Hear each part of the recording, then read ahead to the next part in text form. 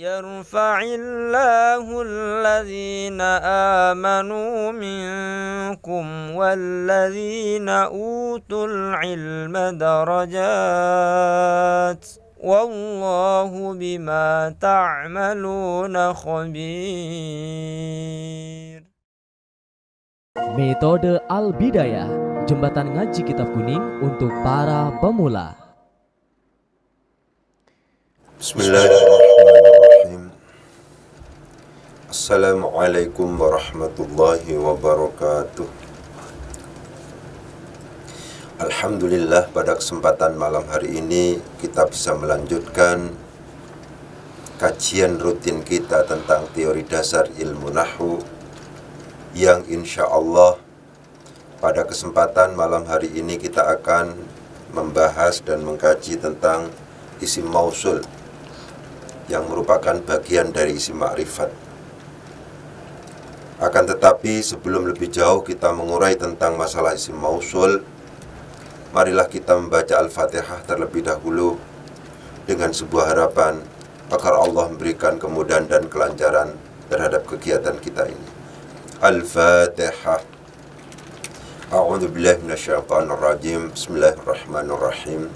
Alhamdulillahirabbil alamin arrahmanir rahim maliki yaumiddin iyyaka na'budu wa iyyaka nasta'in ihdinas siratal mustaqim siratal ladzina an'amta 'alaihim ghairil maghdubi 'alaihim waladdallin. Rabbil alamin. Lagi-lagi saya harus katakan bahwa masalah isim mausul ini yang merupakan bagian dari isim ma'rifat merupakan materi prasyarat. Peserta didik kita akan banyak mengalami kesulitan kalau peserta didik kita nggak ngerti apa itu isim mausul. Karena ini merupakan bagian dari isim ma'rifat. Itu semacam itu. Jadi saya minta kepada teman-teman yang sekarang menjadi ustadz, yang sekarang menjadi guru dan seterusnya, ketika harus mengajar, ketika harus memberikan materi, itu diupayakan sesistematis mungkin, sehingga tidak akan terjadi lompatan berpikir. Terjadinya lompatan berpikir sebagai dampak dari kita mengajar yang tidak sistematis itu pada akhirnya berefek pada adanya kesimpulan dari peserta didik kita bahwa yang namanya pelajaran ilmu nahwu itu adalah merupakan materi yang sulit untuk kemudian ditundukkan. Itu semacam itu. Jadi kita sekarang masuk pada isim mausul. Isim mausul. Apa isim mausul itu? Isim mausul itu kata sambung. Ya. Gitu. Ini kata sambung artinya itu. Kata sambung. Gitu. Dalam tataran selanjutnya, isim mausul itu dibagi menjadi dua macam. Ya, ini dibagi menjadi dua. Ada yang sifatnya khos, ada yang sifatnya mushtarak. Begitu. Apa maksudnya khos itu? Khos itu khusus. Maksudnya mushtarak itu sifatnya umum. Maksudnya khusus itu apa? Khusus itu maksudnya isim mausul ini ya itu diposisikan atau ditempatkan pada posisi tertentu yang tidak memungkinkan digantikan atau menggantikan posisi yang lain. Itu namanya khos. Kalau mushtarak itu sifatnya umum. Yang khos ini biasanya dibagi menjadi dua. Ada yang sifatnya seperti kemarin, mudzakkar, ada yang sifatnya muannats. Yang mudzakkar itu ada yang mudzakkar mufrad, ada yang mudzakkar tasniyah, ada yang mudzakkar jamak. Pun juga demikian, yang muannats itu ada yang sifatnya mufrad, ada yang sifatnya tasniyah, ada yang sifatnya jamak. Ini tinggal menghafalkan menurut saya. Ya. Di sini ada alladzi, di sini alladzani, ya, atau alladzaini. Ini spidolnya kurang bagus anunya, ada di seperti ini. Kemudian di sini alladzina. Tuh, begitu. Kemudian yang muannats itu di sini ada allati, kemudian allatani atau allataini, kemudian allati. Gitu. Ini tinggal menghafalkan. Saya contohkan setelah ini. Yang mustarak itu dibagi menjadi dua. Ya, ada yang sifatnya aqil, yang memiliki akal, secara umum begitu. Ada yang ghairu aqil, tidak memiliki akal. Ini man, ini ma. Secara umum begitu. Ya, ini sudah untuk teori dasar sudah dianggap sempurna, sudah dianggap cukup. Ya, mari kita mulai misalnya dari alladzi. Ini adalah termasuk dalam kategori isim mausul yang khas. Jadi kalau sudah alladzi, ini adalah tidak memungkinkan untuk digunakan untuk tasniyah, tidak memungkinkan untuk digunakan untuk jamak, tidak digunakan untuk muannats. Yang namanya alladzi itu adalah untuk mudzakkar dan mufrad. Itu maksudnya khusus.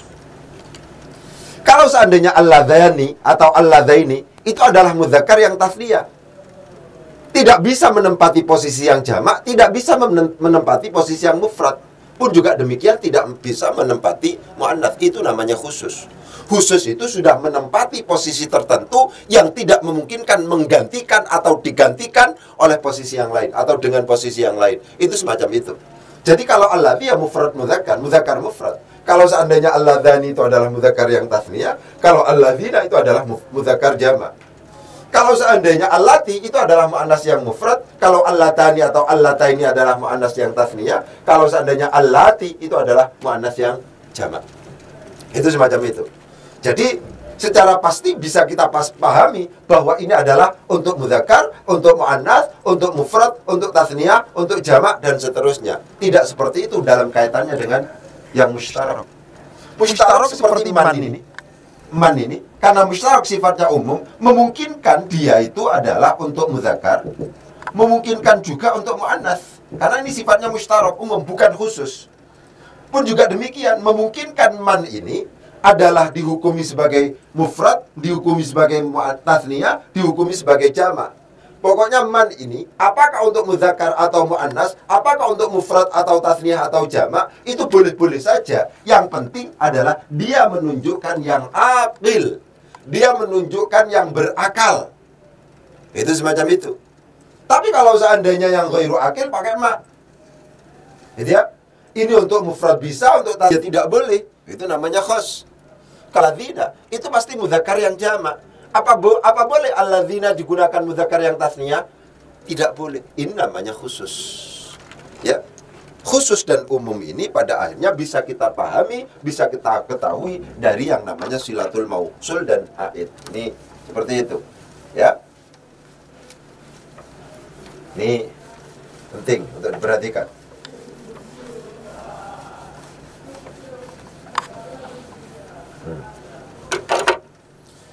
Ya, setiap isim mausul,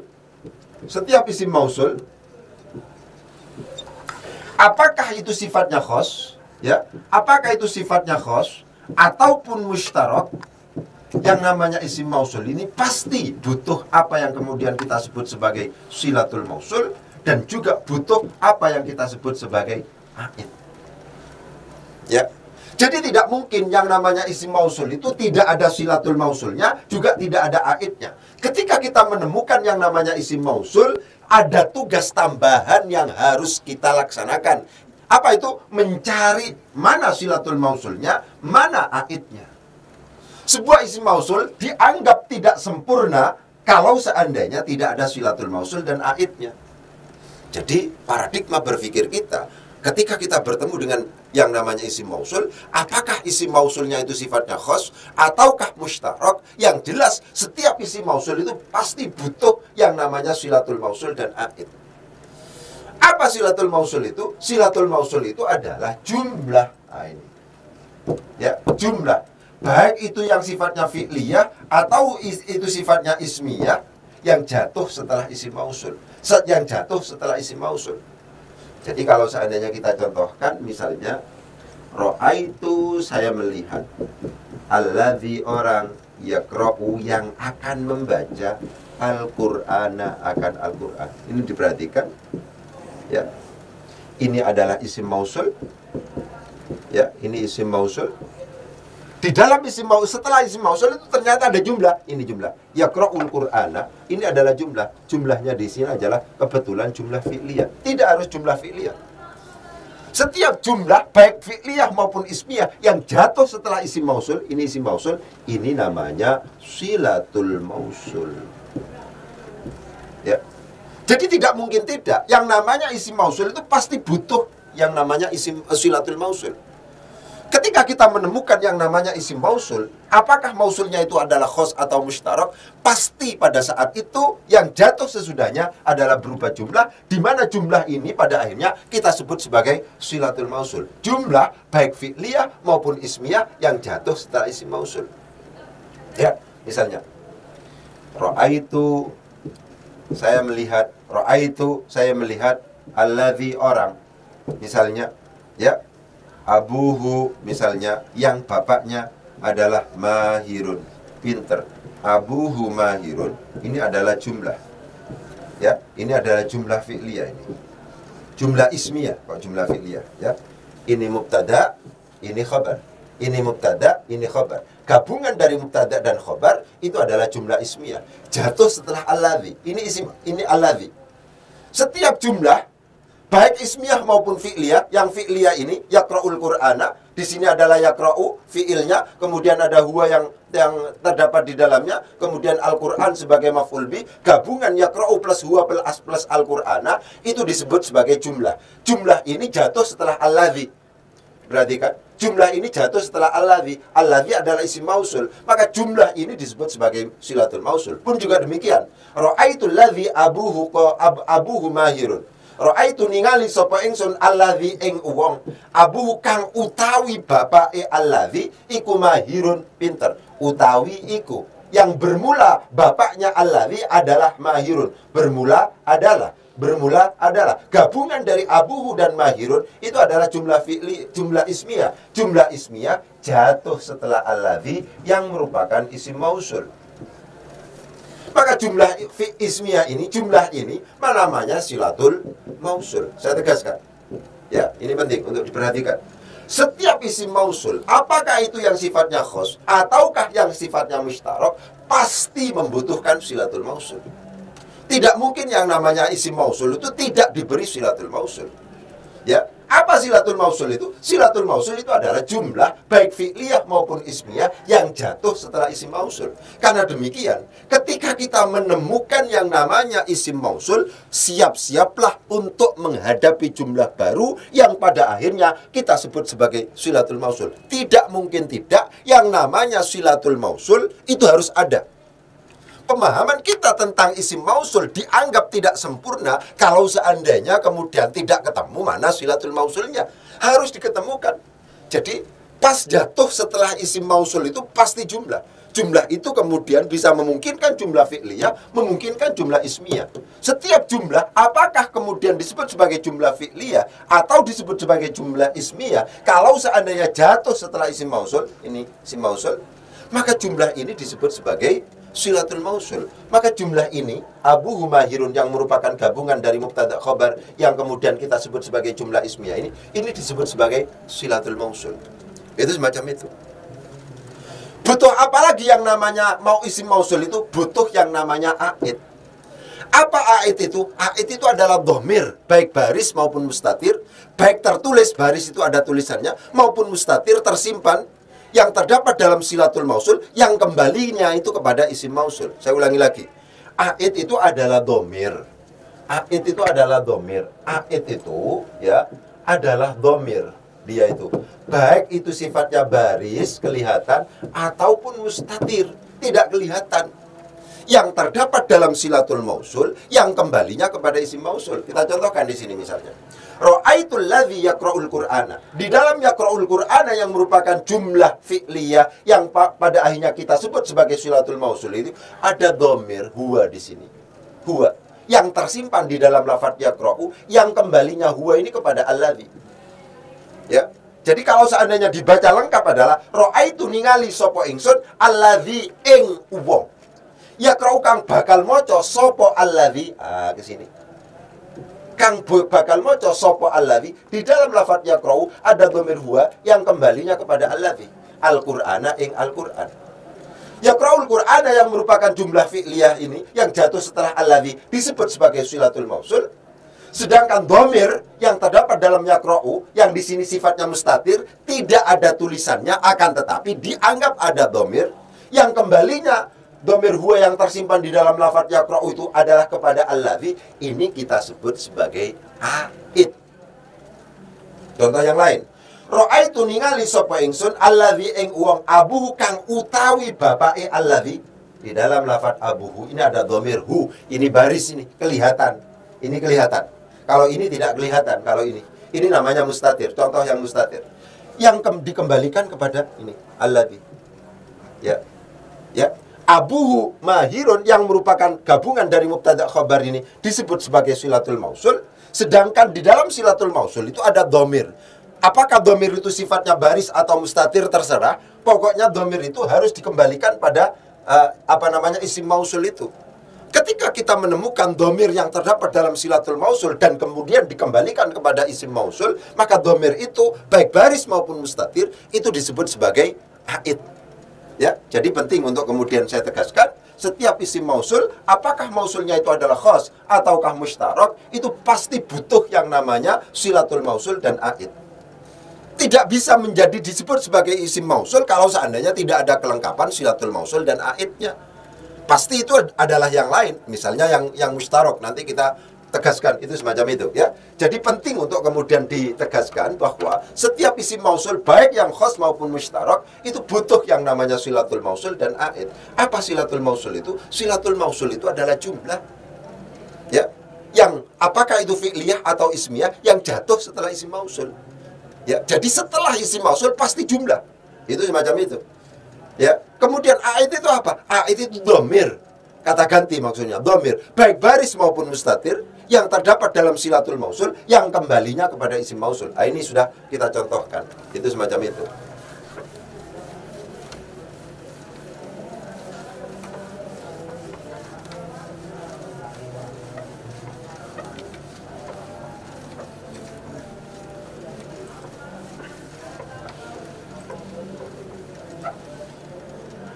Saya contohkan sekarang yang mustarok. Ya. Misalnya ja'a, misalnya telah datang. Siapa yang telah datang? Man, orang. Man ini boleh laki-laki, boleh perempuan. Tapi karena di sini tidak ada ta'nis sakinahnya, bisa dipastikan man ini adalah laki-laki. Man, ja'a telah datang, siapa man orang. Misalnya begitu ya.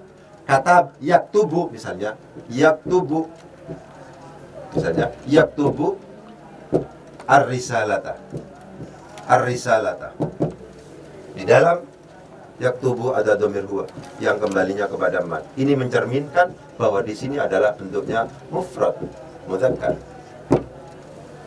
Kalau seandainya saya rubah menjadi jaa man, misalnya yaktubani, misalnya saya rubah begitu, yaktubani ar-risalata misalnya.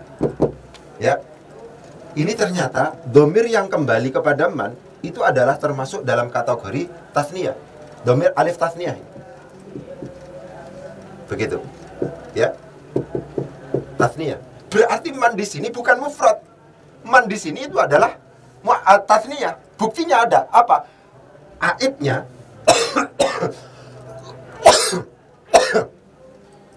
ya, domir yang terdapat dalam silatul mausul, ini namanya silatul mausul, yang kembalinya itu kepada isim mausul, yaitu man, ini yang mustarok. Itu adalah alif tasniyah. Ini mencerminkan di sini bukan mufrad. Jadi bagaimana untuk yang mustarok itu? Apakah ini sedang mufrad atau tasniyah atau jamak? Apakah ini adalah sedang mudzakkar atau muannas? Itu dilihat domir, dilihat aidnya. Dilihat domir yang kembali kepada man itu, yang kemudian masuk dalam kategori mustarok itu. Jadi ini adalah huwa, kembalinya kepada man, berarti man di sini adalah mufrad mudzakkar. Kalau ini adalah alif tasniyah yang dikembalikan, berarti ini adalah misalnya ini adalah mudzakkar yang tasniyah. Kalau seandainya saya contohkan jaa man, misalnya yaktubuna, misalnya yaktubuna ar-risalata, misalnya di sini pakai wawu jama', wawul jamaah, wawul jamaah. Misalnya begitu. Ya. Jadi aidnya domir yang terdapat dalam silatul mausul yang kembalinya kepada isim mausul ternyata berupa waw jama'. Man ini termasuk lafadz yang mustarok.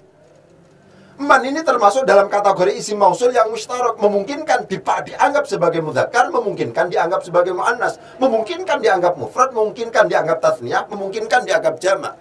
Untuk mengetahui bahwa ini mufrad bagaimana? Dari aidnya. Untuk mengetahui apakah ini tasniyah, dari aidnya. Untuk mengetahui apakah ini kemudian termasuk dalam kategori mudzakkar atau muannas, dari aidnya. Itu semacam itu. Ya. Jadi kalau seandainya ini dicontohkan pada yang lain misalnya, ini misalnya ja'at pakai tak tani sakinah, ya. Man misalnya begitu. Taktubu misalnya pakai tak di sini, dhamir ghaibah, ada hiya di sini. Ya, kembalinya ke sini. Ini beda akhirnya. Yang kepingin saya tegaskan bahwa yang namanya man ini termasuk dalam kategori mustarok. Apakah sedang dihukumi mudzakkar atau muannas? Apakah sedang dihukumi mufrad, tasniyah atau jama'? Itu tergantung dhamir yang terdapat dalam silatul mausul yang kembalinya kepada isim mausul itu. Ini jadi penting dhamir ini. Kalau seandainya misalnya ini saya tulisnya ja'at misalnya man taktubani pakai tak mudharaah yang memiliki fungsi ghaibah, tapi di sini pakai alif tasniyah, maka di sini adalah yang muannas dan tasniyah. Dari mana kita tahu bahwa man di sini adalah muannas yang tasniyah? Dari aidnya dan dari fiil yang ada di sini. Itu adalah termasuk dalam kategori bagaimana mengetahui bahwa mausul yang mustarok itu termasuk dalam kategori mufrad, tasniyah atau jama'. Ibu pun coba demikian. Ja'at misalnya man yaktubna misalnya pakai nun niswah misalnya di sini yang kembali ke, maka di sini termasuk dalam kategori ya apa namanya mausul mustarok yang muannas jama'. Kenapa? Karena pakai nun niswah di sini. Ja'at misalnya, ja'at telah datang siapa man orang yaktubna yang akan menulis siapa banyak orang di sini. Itu seperti itu. Jadi penting untuk kemudian ditegaskan bahwa setiap yang namanya isim mausul butuh yang namanya silatul mausul dan aid. Silatul mausul itu apa? Silatul mausul itu adalah jumlah baik fi'liyah maupun ismiyah yang jatuh setelah isim mausul. Itu namanya silatul mausul.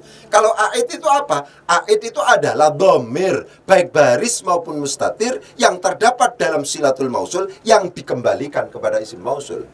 Kata-kata yaktubna ar-risalata, kata-kata yaktubna ar-risalata yang jatuh setelah man, ini namanya silatul mausul. Silatul mausul. Kata-kata yaktubani ar-risalata yang jatuh setelah man, yang merupakan mausul mustarok, ini namanya juga silatul mausul. Itu begitu. Kenapa? Karena ini jumlah jatuh setelah isim mausul man. Itu begitu. Ja'aman yaktubuna ar-risalata, kata-kata yaktubuna ar-risalata yang merupakan jumlah fi'liyah dan jatuh setelah man yang merupakan isim mausul, itu namanya juga silatul mausul. Di dalam silatul mausul itu ada dhamir baik baris maupun mustatir ya yang kembalinya kepada isim mausul. Di sini yang mustatir ini termasuk dalam kategori mustatir. Huanya tidak tampak di sini. Tapi kalau yaktubani ini yang baris, diperhatikan. Alif di dalam lafadz yaktubani itu bukan merupakan huruf. Itu adalah isim dhamir. Ini dhamirnya baris kelihatan. Ini ada tulisannya. Pun juga demikian wawu jama'. Wawu jama' itu juga merupakan isim dhamir. Diperhatikan itu, ya. Jadi penting untuk kemudian saya tegaskan bahwa setiap isim mausul itu butuh yang namanya silatul mausul dan aid. Itu semacam itu. Ya. Jadi sudah ada gambaran sedikit apa isim mausul itu. Isim mausul itu adalah kata sambung dibagi menjadi dua, ada yang sifatnya khas, ada yang sifatnya mustarak. Khas itu maksudnya apa? Khusus. Khusus itu maksudnya bagaimana? Ya tidak bisa menggantikan dan digantikan oleh yang lain. Kalau mustarak itu apa? Mustarak itu sifatnya umum. Umum itu memungkinkan menggantikan posisi mudzakkar, menggantikan muannas, macam-macam boleh-boleh saja itu. Ya, Bagaimana kita sedang menentukan kalau yang mustarak itu apakah ini sedang mudzakkar atau muannas dan seterusnya? Kita lihat aidnya. Kita lihat dhamir yang terdapat dalam silatul mausul yang kembalinya kepada isim mausul. Ketika dhamirnya huwa, maka dianggap mudzakkar mufrad. Ketika hiya, maka dianggap sebagai muannas yang mufradah misalnya, dan seterusnya dan seterusnya. Itu semacam itu. Yang terakhir saya kepingin mengatakan menegaskan tentang ini. Bagaimana kita menyikapi? Nah, ini penting, menyikapi kalimat isim yang jatuh sebelum isim mausul, sama persis konsepnya dengan isim isyarah. Coba diperhatikan di sini. Ini saya contohkan al-ibnul ladzi. Al-ibnul ladzi. Ya. Dengan ibnul ladzi. Ini sama persis, ya. Sama persis dengan konsep al-ibnu hadza, al-ibnu hadza. Yang isim isyarah yang kemarin. Ibnu hadza. Bagaimana kita menyikapi yang sebelumnya ini? Ini penting untuk diperhatikan. Ya. Kalau seandainya isim yang jatuh sebelum isim mausul dan isim isyarah ini berupa isim ma'rifat, ini isim ma'rifat, lagi-lagi masalah ma'rifat nakirah itu penting, ya.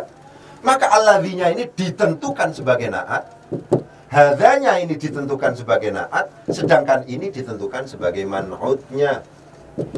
Ini man'utnya. Ya. Al-ibnu, anak laki-laki, alladhi yang yaqra'u akan membaca, misalnya yaqra'u akan membaca Al-Qur'ana, anak laki-laki yang akan membaca Al-Qur'an itu, misalnya di sini ada kata-kata mahirun, pinter. Begitu, ya, diperhatikan. Pun juga demikian, al-ibnu hadza, anak laki-laki yang ini. Kenapa kok kemudian hadzanya ditentukan sebagai na'at? Karena ini adalah isim ma'rifat. Ini isim ma'rifat. Jadi konsepnya itu sama. Kalau seandainya yang jatuh sebelum alladzi, kalau isim yang jatuh sebelum alladzi itu adalah isim ma'rifat, kalau yang jatuh sebelum isim isyarah itu adalah isim ma'rifat, maka isim mausul atau isim isyarah ini ditentukan sebagai na'at. Tapi kalau seandainya yang jatuh sebelumnya itu adalah berupa isim nakirah, ini nakirah. Nakirah ini. Ini juga nakirah. Perhatikan. Maka hadza di sini, isim isyarah di sini dijadikan sebagai mudhafun ilaihi. Ini mudhaf. Perhatikan. Maka ibnu di sini dijadikan sebagai mudhaf, ini dijadikan sebagai mudhafun ilaihi.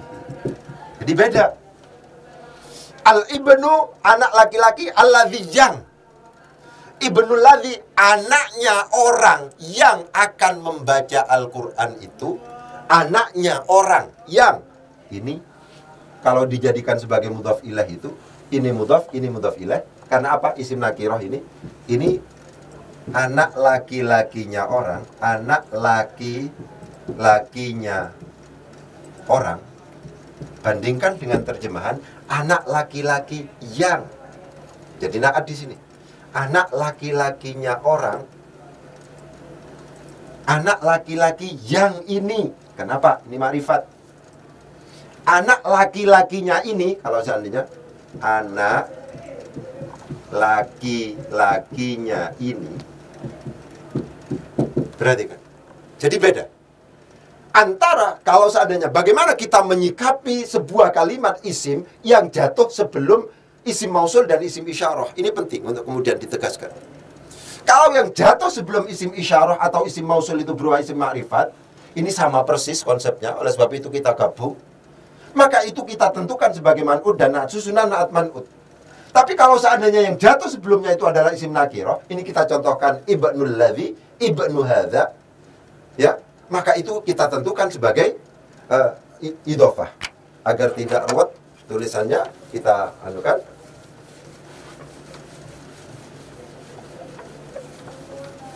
Ya, kita contohkan begini. Ini adalah susunan man'ud plus na'at. Na'at. Perhatikan, ya. Saya contohkan al-ibnul ladzi. Ya. Al-ibnu hadza. Naat man'ut semuanya ini. Ini adalah naat, ini adalah naat, ini adalah man'ut, ini juga man'ut. Bandingkan, ini susunan idhofah, mudhaf ilaih, ya. Berarti ini ibnul ladzi, ibnu hadza, ya. Ini kategorinya nakiroh, ini kategorinya nakiroh, ini kategorinya ma'rifah, ini kategorinya juga ma'rifah. Ya. Anak laki-laki yang ini, anak laki-laki yang akan membaca Al-Quran, yaqra'u Al-Qur'ana, mahirun adalah jadi mubtada khabar, begitu. Ya. Al-ibnu utawi anak hadza kang iki iku mahirun. Nah, gitu. Perhatikan. Jadi beda. Kalau ini ditentukan sebagai mudhafun ilaihi. Ini juga mudhafun ilaihi. Ini mudhaf. Ya, ini juga mudhaf. Ini sangat penting ketika kemudian kita harus membaca teks. Penyikapan kalimat sebelum kalimat isim yang jatuh sebelum isim isyarah dan isim mausul, kebetulan penyikapannya sama, apakah masuk dalam kategori isim nakirah atau isim ma'rifat? Kalau isim nakirah maka ditentukan sebagai susunan idhofah, berarti mudhaf ilaih. Kalau seandainya ma'rifah, itu ditentukan sebagai na'at man'ut. Ya, jadi penting untuk kemudian ditegaskan. Ya, tapi yang paling penting itu menurut saya adalah panjenengan harus hafalan. Tidak bisa tidak, harus hafalkan. Sedikit-sedikit terus dihafalkan, terus dihafalkan, terus dihafalkan, terus dihafalkan. Pertama itu nasihatnya Imam Imriti misalnya, mani'atana bihifdhihi. Hifdhan dulu, wa fahmihi, baru faham. Pokoknya hafalan terus. Kita akan coba untuk bantu sekuat tenaga kita, ya. Semoga tidak ada kendala yang berarti di lain kesempatan. Mungkin itu yang bisa saya sampaikan, kurang lebihnya mohon maaf. Wabillahi taufiq wal hidayah. Wassalamualaikum warahmatullahi wabarakatuh.